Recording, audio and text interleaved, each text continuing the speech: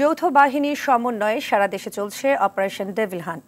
এর মধ্যে রাত থেকে অভিযান চালিয়ে গাজীপুর সহ বিভিন্ন স্থান থেকে শতাধিক গ্রেপ্তার হয়েছে, যার মধ্যে গাজীপুর থেকে ৮২ জন। এদিকে জেলার সাবেক মন্ত্রীর বাড়িতে ভাঙচুরে বৈষম্য বিরোধী ছাত্রদের উপর হামলার ঘটনায় ২৩৯ জনের নাম উল্লেখ করে মামলা হয়েছে।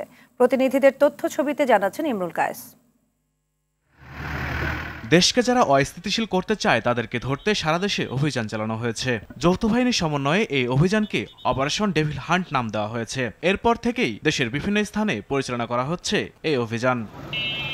রাতে অপারেশন ডেভিল হান্ট অভিযানে গাজীপুর জেলার ৫টি থানা থেকে ৪৬ জন ও মহানগরের বিভিন্ন এলাকা থেকে ২৫ জনকে গ্রেফতার করা হয়। গাজীপুর মেট্রোপলিটন পুলিশ জানায়, চিহ্নিত সন্ত্রাসী ছাড়াও বৈষম্য বিরোধী ছাত্র আন্দোলনের উপর হামলাকারীদের গ্রেফতারে রাতভর অভিযান চালানো হয়। গত রাতে আমাদের এই অপারেশন ডেভিল হান্টের অভিযানে গাজীপুর জেলা পুলিশ, গাজীপুর জেলার ৫টি থানার মাধ্যমে আমরা ৪০ জনকে গ্রেফতার করেছি।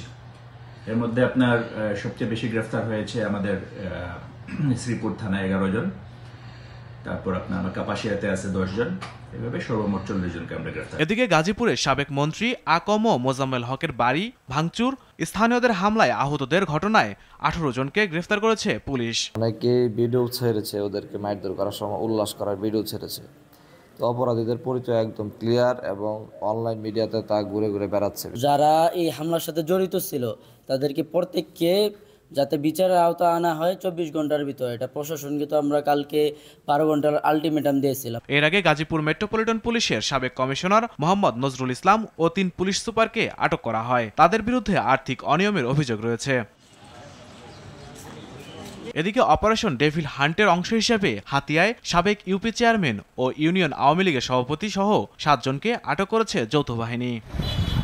খাগড়াছড়িতে অভিযান চালিয়ে ৪ আওয়ামী লীগ নেতাকর্মীকে আটক করে পুলিশ। এছাড়া সারা দেশে অভিযান চালিয়ে অনেককে গ্রেফতার করা হয়। ইমরুল কায়েস, RTV।